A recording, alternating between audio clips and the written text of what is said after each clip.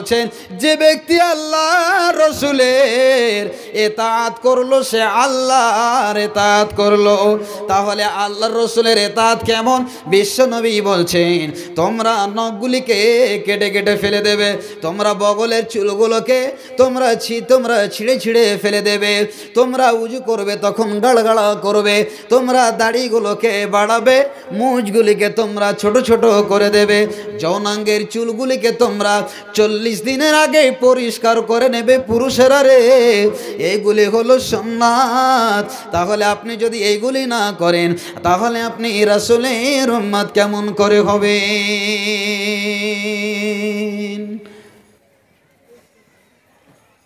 আল্লাহর নবী বিশ্বনবী দয়ার নবী বলেন যে আমি যদি আমার উম্মতের উপরে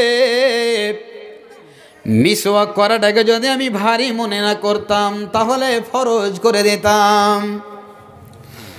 বিশ্বনবী মরার সময়ে মৃত্যু মুখে পতিত হলেন, তখন আয়েশাকে ইশারা করলেন, আব্দুর রহমানের কাছ থেকে নিয়ে মা আয়েশা মিসওয়াকটাকে চিবালেন, নবীকে দিলেন, মিসওয়াক করলেন। বন্ধুরে আমার, আপনি বলছেন আমি রাসূলের ইতাআত করি, মিসওয়াককে ছেড়ে দিয়ে আজকে আপনি ফজরের টাইমে উঠে 1 নম্বর সাদা সফেদ মার্কা ঘোড়া, সফেদ ঘোড়া মার্কা গুল আপনি কি করলেন? 2 টাকা দিয়ে 5 টাকা দিয়ে কিনলেন। আর কেনার পরে এদিকে একটা কচলান দিলেন, এইদিকে একটা কচলান দিলেন। আর দেওয়ার পরে আপনি মসজিদে এসে উজু করে দোয়া পড়ে আপনি আল্লাহুম্মা বাইত বানি বলে নামাজে আপনি দাঁড়িয়ে গেলেন। তাহলে আল্লাহর কাছে আসলেন হারাম জিনিসটাকে ব্যবহার করে দিয়ে, রাসূলের সুন্নাত মিসওয়াককে ছেড়ে দিয়ে আপনি গুল করে নামাজে দাঁড়ালেন। আল্লাহ বলছেন রে বান্দা, তোর নামাজ আমার দরবারে কবুল হবে না। ইতাআতে রাসূল কাকে বলা হয়? ভাইরা আমার, বন্ধুরে আমার, আল্লাহ রাব্বুল আলামিন আমার নবীকে উম্মতদেরকে কিছু বিধান দিয়েছেন। উম্মতরা রে, এইগুলি তোরা বিধানকে মেনে চলবি, তাহলে তোদের আখিরাত কামিয়াব হয়ে যাবে, কামিয়াব হয়ে যাবে। ইতাআত কাকে বলা হয়? মেনে নেওয়ার মানে হচ্ছে ইতাআত। মুখে উচ্চারণ করা যে আমি রাসূলকে ভালোবাসি, জি না, আপনাকে মুখে উচ্চারণ করে দিতে হবে। হযরত উমরের জামানাতে একজন মুসলমান বিচার নিয়ে এসেছে। ইতাআতে রাসূল কাকে বলা হয়? কি নিয়ে এসেছে হযরত উমরের কাছে? বলেন ভাই। একটা বিচার নিয়ে এসেছে। বিচারটা কি?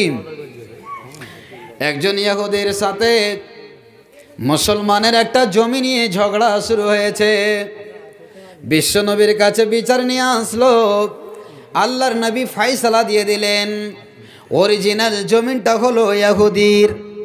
মুসলমান যে লোকটি বিশ্বনবীর বিচারটাকে মানতে পারল না, কিন্তু নবীজি হক বিচার করেছেন, এর মনে এটা ধারণা ছিল যে আমি মুসলমান, নবী আমার হকে ফয়সালা দেবেন, জমিটা আমি পেয়ে যাব। কিন্তু জমিনটা হলো অরিজিনাল ইহুদির। নবী কিন্তু হক বিচার করেছেন। মুসলমানের মনে বসলো না, বিচারটা সে মানতে পারলো না। হযরত ওমর রাদিয়াল্লাহু তাআলা আনহুর কাছে বিচারটা আবার নিয়ে আসলো। খলিফাতুল মুসলিমিন, ওগো আমিরুল মুমিনিন, আমার বিচারটা রাসূল করেছেন, আমার মনে জাঁচেনি, আমি বিচারটা মানতে পারিনি, আপনি ভালো করে বিচারটা করে দেন। অরিজিনাল জমিটা আমার ইহুদির জমিটা নয়।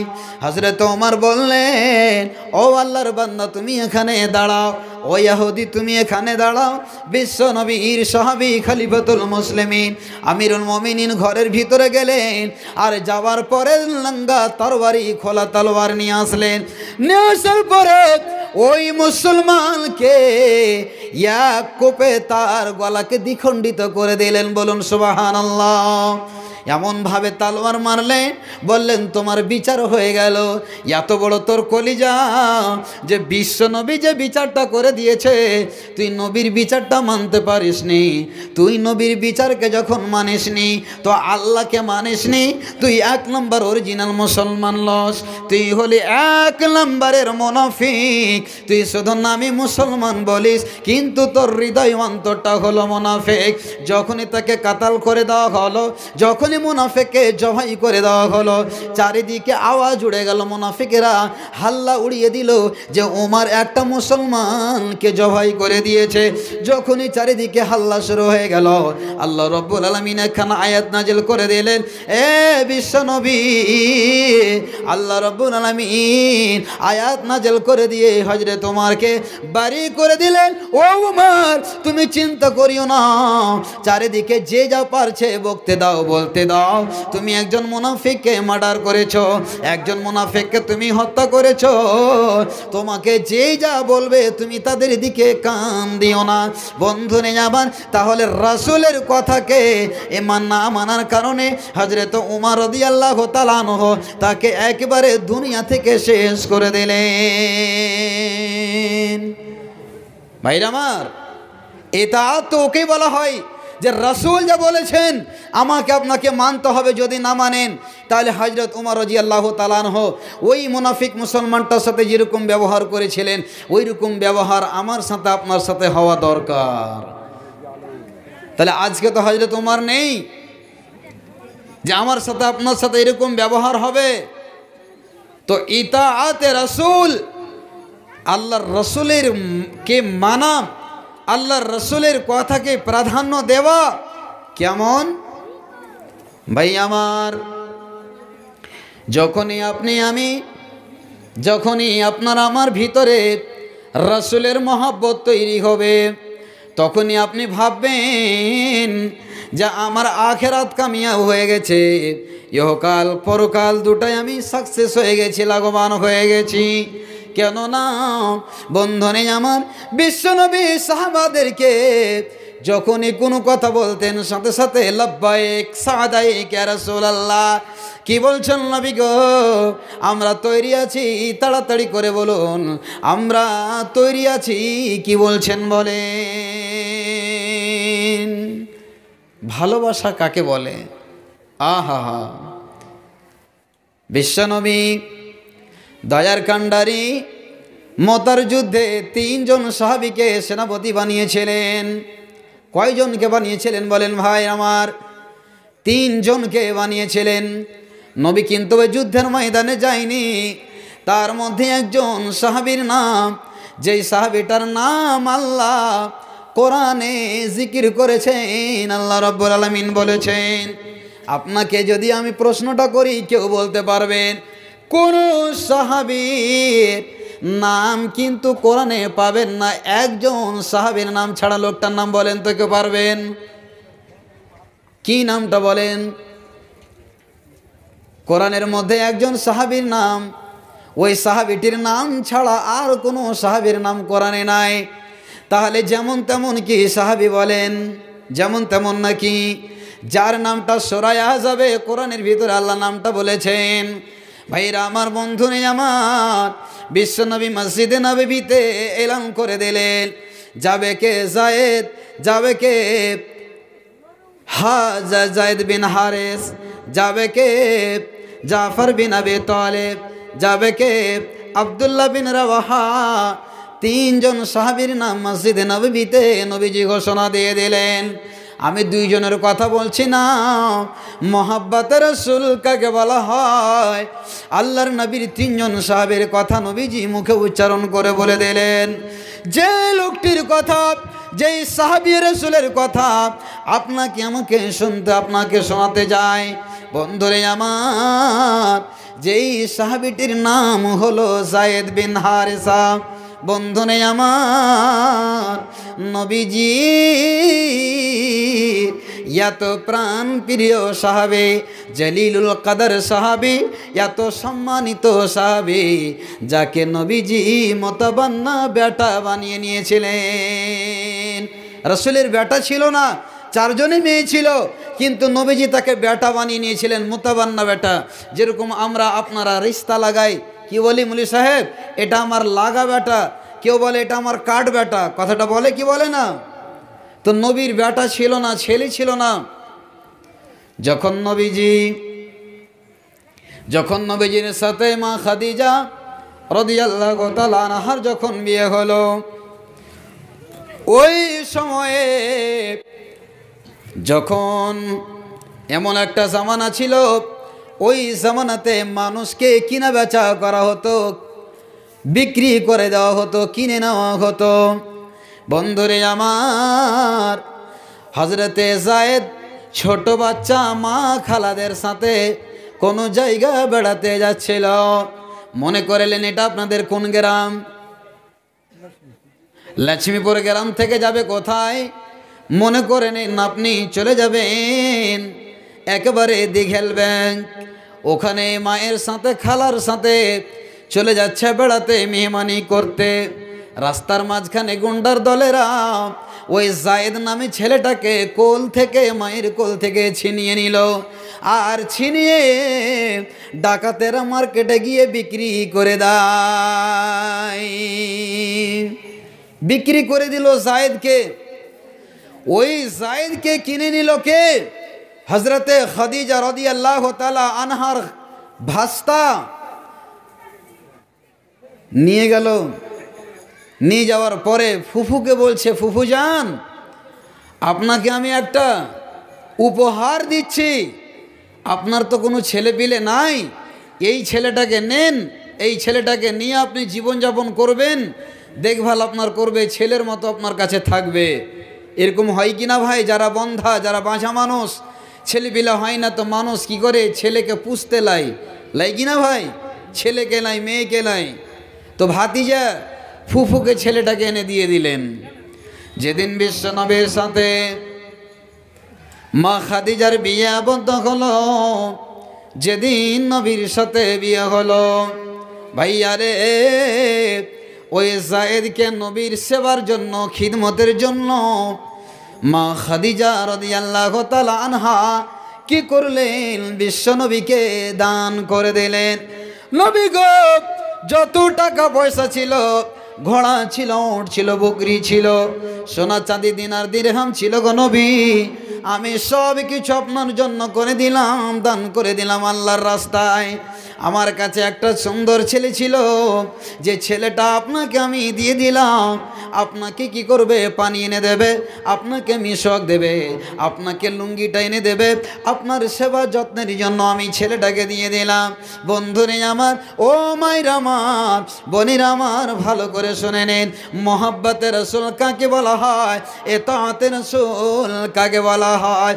সে যায়েদকে মা খাদিজা রাদিয়াল্লাহু তাআলা আনহা নবীর গোলাম হিসেবে কি করলেন? দান করে দিলেন। নবী গো, আপনার পাশে পাশে থাকবে, আর এই যায়েদ আপনার কথা শুনবে, আপনি তাকে নিয়ে জীবনযাপন করবেন গো নবী।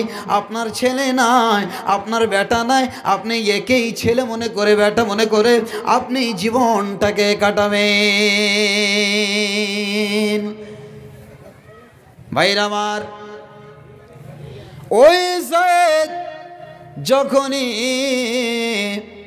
বিশ্বনবীর কাছে, বিশ্বনবী দয়ার কান্ডারির কাছে, নবীর কাছে বসে আছে যায়েদ, তার বাবা, তার চাচা হজ করতে এসে দেখতে পাচ্ছে যে নবীর কাছে যায়েদ এত বড় ছেলে, ছোট ছেলে নবীর ডান দিকে আঙ্গুল ধরে নবীর চারিদিকে ঘুর ঘুর ঘুর ঘুর করে দৌড়া বেড়াচ্ছে।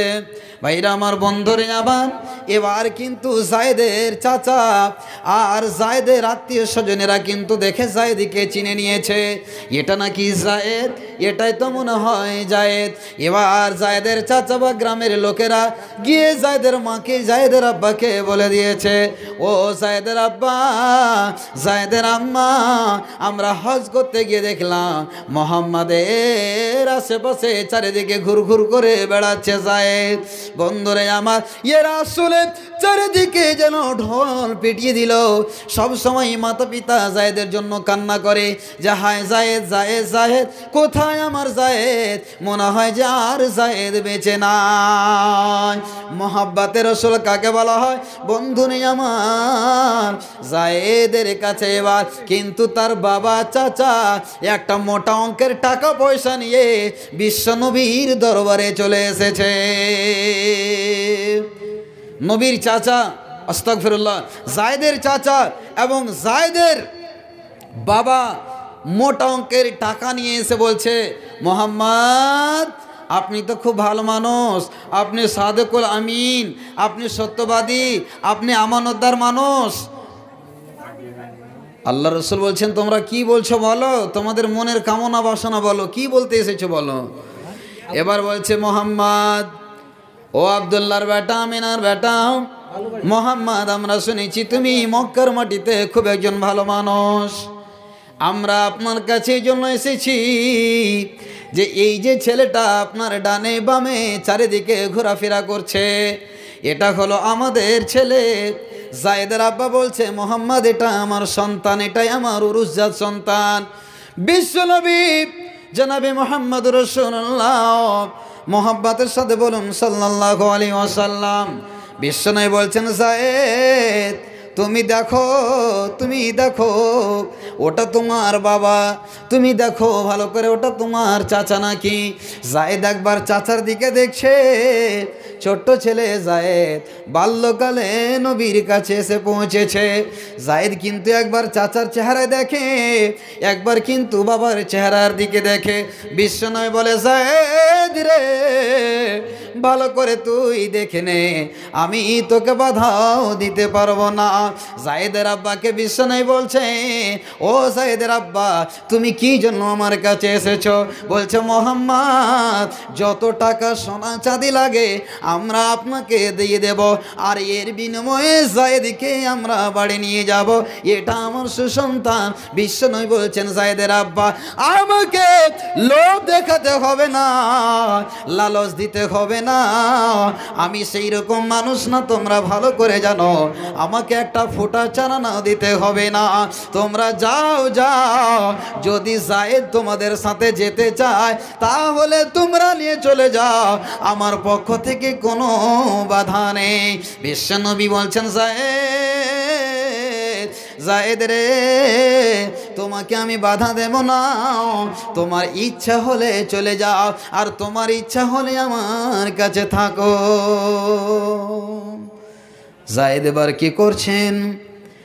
গভীর নজরে দেখছেন আব্বার দিকে, একবার বিশ্বনবীর চেহারার দিকে দেখছেন। যখনই নবীর দিকে দেখা, আব্বার দিকে দেখার পরে বিশ্বনবীকে হাউমাউ করে গলাটা ধরে কাঁদতে আরম্ভ করেছেন। ইয়া রাসূলুল্লাহ, ইয়া হাবিবাল্লাহ, আল্লাহর নবী গো আপনি আমাকে পাঠিয়ে দিয়েন না। নবী গো আমার আব্বাকে আমি ছেড়ে দেব, মাকে ছেড়ে দেব, সবাইকে আমি ছেড়ে দিতে পারি, কিন্তু বিশ্বনবী আপনার রহমতের দরবার ছেড়ে আমি যেতে পারবো না গো নবী। বিশ্বনবীর গলা ধরে হাউমাউ করে জায়েদ এবার কাঁদতে আরম্ভ করলেন। ভাইরা আমার, বন্ধুরে আমার, বিশ্বনবী এই জন্য বললেন, লা ইউমিনু আহাদুকুম হাত্তা আকুনা হাব্বা ইলাইহি মিন ওয়ালিদিহি ওয়া ওয়ালাদিহি ওয়ান নাসি আজমাইন। বিশ্বনবী বলছেন, অতক্ষণ পর্যন্ত একজন মানুষ পূর্ণ মুমিন হতে পারে না, একজন মুসলমান পূর্ণ মুমিন হতে পারে না, যতক্ষণ পর্যন্ত নিজের আত্মীয় স্বজন, মাতা পিতা, ছেলে মেয়ে, এই স্ত্রী সকলের চাইতে বিশ্বনবী তার কাছে পিয়ারা না হয়ে যাবে। বিশ্বনবী জানাবে মোহাম্মদ রাসূলুল্লাহ সারিয়াই মতার জন্য এলান দিয়ে দিলেন, জায়েদ তোমাকে যেতে হবে। জায়েদ যুদ্ধের ময়দানে গেলেন, আর সেই সারিয়াই মতার যুদ্ধে গিয়ে হযরত জায়েদ শহীদ হয়ে গেলেন, হযরত আব্দুল্লাহ বিন রাওয়াহা শহীদ হয়ে গেলেন, জাফর বিন আবি তালিব শহীদ হয়ে গেলেন। বন্ধুরে আমার, আমার যে যেটা বলার উদ্দেশ্য, মোহাব্বতে রাসূল আর ইতাআতে রাসূল। নবী যেটা বলে দিতেন সাহাবারা আমল করার জন্য সব সময় তৈরি থাকতেন। ইয়া রাসূলুল্লাহ আপনি কি বলছেন বলেন, সাথে সাথে কান খাড়া করে দিয়ে আমল করার জন্য তারা যুদ্ধের ময়দানে ঝাঁপিয়ে পড়েছে। তাহলে নবীর ভালোবাসা আপনি তখনই দেখাতে পারবেন যখন আপনার ভেতরে রাসূলের ইতাআত, আল্লাহর ইতাআত ফিরে আসবে, তখনই আপনি সব কিছু করতে পারবেন। ভালোবাসা যদি আল্লাহ রাসূলের না আসে তাহলে আপনি ইতাআত করতে পারবেন না। ভাইরা আমার, তো মোহাব্বতে রাসূল কাকে বলে দেখেন। সবাইকে ছেড়ে দিতে পারছেন কিন্তু রাসূলের দরবার ছেড়ে যেতে পারলেন না যায়েদ।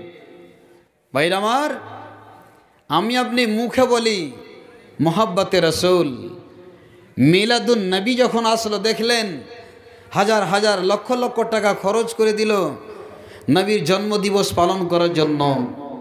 এরা শুধু মুখেই বলছে আমরা রাসূলকে ভালোবাসি, কিন্তু এরা আমলে দেখাতে পারছে না, আমরা দেখাতে পারছি না। মুখে বলার মানেই যে আপনি মোহাব্বতে রাসূল, রাসূলকে ভালোবাসেন, এটা আপনার দাওয়া করা একেবারে মিথ্যা। ভাইরা আমার, বন্ধুরে আমার, মা বোনেরা, আপনাদের কাছে একটা চাদর গেছে, মসজিদের জলসা। আপনারা যতদূর পারবেন প্রাণ খুলে আল্লাহর ওয়াস্তে, আল্লাহর ঘর নির্মাণ হবে, এর চাইতে পবিত্র দান, এর চাইতে ভালো কাজ আর পৃথিবীতে কিছুই হতে পারে না যে আপনি আল্লাহর ঘরে দান করবেন। আর যে মসজিদ হচ্ছে আল্লাহর ঘর। মা বোন, আপনারা যথাসাধ্যভাবে আল্লাহর ওয়াস্তে প্রাণ খুলে মন উজাড় করে আপনার দানগুলি দিয়ে পাঠাবেন। আর আমি আপনাদের কাছে এটা অভিমান করছি যে আপনারা জলসার আয়োজন করেছেন মসজিদ নির্মাণ করার জন্য, বাউন্ডারি কাজ হবে, ফার্শের কাজ হবে। তো আমি এই বিশেষ করে এই লক্ষ্মীপুর গ্রামবাসী যিনারা জলসার আয়োজন করেছেন তাদের কাছে আমি এটা আকুল নিবেদন আপনাদেরকে বলি, যিনারা জলসার কমিটি, যিনারা জলসার আয়োজন করেছেন, আপনারা আল্লাহর ওয়াস্তে আসুন, কিছু কালেকশন হোক, মসজিদের কাজ হবে। তারপরে ইনশাআল্লাহ যদি আপনারা সাথ দেন তাহলে আবার আমি আপনাদেরকে অবশ্যই কিছুক্ষণ সময় দেব। তাহলে মেন যেটা উদ্দেশ্য, আসল যেটা মকসদ, সেটা হচ্ছে মসজিদ নির্মাণ করার জন্য। সম্মানিত সুধীমণ্ডলী, আমি যে কথাটা বলতে চলেছিলাম ইতাআতে রাসূল, আল্লাহর রাসূলের কথা আপনি মানবেন। তো বিশ্বনবী বলছেন মান বানা লিল্লাহি মসজিদান বানাল্লাহু লাহু বাইতান ফিল জান্নাহ। যে ব্যক্তি মসজিদ বানালো, মসজিদে যেই কোনো জিনিস দিয়ে সে অংশগ্রহণ করলো, সে হাসিল, সে শরীক হলো, সে একটা ইট হোক, এক বস্তা সিমেন্ট হোক বা রড হোক বা যেই কোনো দান দিয়ে সেই মসজিদের কালেকশনে সে শরীক হয়ে গেল। আল্লাহর দয়ায়, আল্লাহর অনুকম্পায়, আল্লাহর দয়া অনেক বড়। আল্লাহর ওয়াস্তে মুখিয়া উম্মেদवार वो कामयाबी लेन देन करते हैं 1000 টাকা। तो बुलाइए उसको। क्या नाम है? आइनुल हक। আইনুল হক। আইনুল হক ভাই সাহেব, একটু আপনি সামনে আসেন। প্রথমে আপনি দান পাঠিয়েছেন আমার হাতে, একটু দয়া করে আমার সামনে আসেন, আপনার সাথে একটু মুসাফা করব। আসুন। তো ভাইয়া, তো নবী বলছেন যারা মসজিদ নির্মাণ করবে তার জন্য আল্লাহ একখানা জান্নাতে ঠিক তার চাইতে উন্নত মানের একটা ঘর বানিয়ে দেবেন। তো জান্নাতের যে ঘরটা হবে কত দামি হবে, সুবহানাল্লাহি ওয়া বিহামদিহি, যার দাম পৃথিবীর মানুষ কেউ দিতে পারবে না। একটা ইটের দাম সারা পৃথিবীকে বিক্রি করে দিয়ে। লিস্টটা একটু এলান করে দেন। এগুলোকে ডাকবেন না? হয়ে গেছে না, এগুলো হয়ে গেছে, এলান করে দেন একটু। মোবারক হোসেন আপনার ডলা এখান থেকে। আচ্ছা, আমি বলে দিচ্ছি। যে সমস্ত ভাইজানেরা এতক্ষণ পর্যন্ত দানগুলি দিয়েছেন, নামগুলি বলছি শোনেন। মোবারক হোসেন, নায়াটোলা 200 টাকা। সালাম।